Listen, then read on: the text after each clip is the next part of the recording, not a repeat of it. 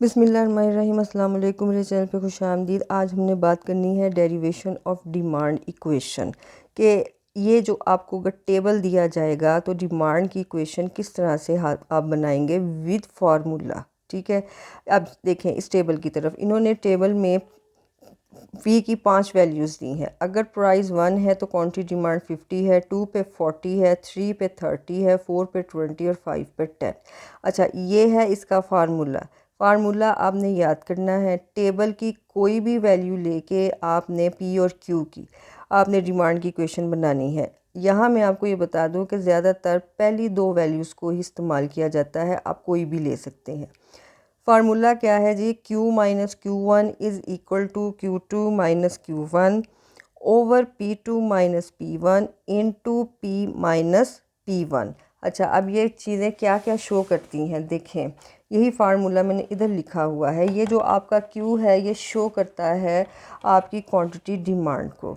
Q1 show करता है first quantity को, Q2 शो करता है सेकंड क्वांटिटी को, P प्राइस को, P1 फर्स्ट प्राइस और P2 सेकंड प्राइस। ठीक है जी, ये Q आपका क्वांटिटी डिमांड है, Q1 आपकी first quantity, Q2 second quantity, P price और P2 आपकी P1 फर्स्ट प्राइस और P2 सेकंड प्राइस। यही मैंने यहाँ पे लिखा है। चलें अब हम शुरू करते हैं, इसका सलूशन करते हैं। फार्मूले से हम इक्वेशन बनाते हैं, ये कैसे बनेगी। अच्छा, यही टेबल मैंने साइड पे बनाया है। ये टेबल चाहे लंबाई में हो या चौड़ाई में, ये नहीं मसला होता। आपने असल में तरीका आपको आना चाहिए इक्वेशन बनाने का। अच्छा, ये देखें, ये है आपकी का वही टेबल है। अच्छा, ये मैंने ली है वैल्यू P1, फार्मूले में P2,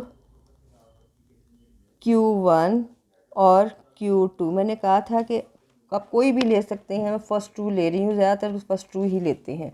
अब आप इसमें पुट करें, हमने इसका करना है सॉल्यूशन। आपने पुट करनी है ये वैल्यूज़ को। अच्छा जी, Q माइनस Q1 की जगह आप क्या पुट करेंगे? Q1 यही जगह आप करेंगे 50 इज़ इक्वल टू Q2 में क्या है? 40 है। अच्छा जी, 40 माइनस Q1 कितना है आपका? 50 है ओवर P2 कितना है? P2 आपने लिया है 2, P1 कितना लिया है आपने? 1। ठीक है जी, P माइनस P1 आपका है 1। ठीक है जी, अब इसे सॉल्व करना शुरू कर दें। Q minus 50 is equal to, minus 50 में से 40 निकाले तो आई माइनस 10 ओवर 2 में से 1 निकाला, 1 आ गया। अच्छा जी, इंटू P माइनस 1। इसको अब और सिंपल करें। Q minus 50 is equal to minus 10 into P minus P1। ठीक है जी, इसे आप ब्रैकेट को खोल दें। Q minus 50 is equal to minus 10P, minus minus जमा हो जाता है। 10 एक बार 10 आएगा, 10 आ जाएगा। अच्छा, अब आपने इसको हल करना है। यहाँ पे Q को निकालना है, क्वेश्चन बनानी है। Q is equal to minus 10P plus 10। ये तो आपने ऐसे ही लिख लिया ना। अब 50 को इधर ले जाएं, बराबर के इस साइड पे ले जाएं। जब आप बराबर से दूसरी साइड पे निशान वाली चीज़ को लेके जाएंगे तो ये माइनस है तो ये जमा में बदल जाएगी, plus 50। Q is equal to minus 10P plus 60।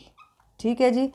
अच्छा, ये देखें, अब इसको मज़ीद हम सीधा करेंगे। ये आपको याद होगा कि मैंने बार बार आपको जब करवाया था तो मैंने आपको बताया था कि डिमांड की जो स्टैंडर्ड फॉर्म होती है वो कौन सी होती है? वो होती है Q is equal to A minus BP।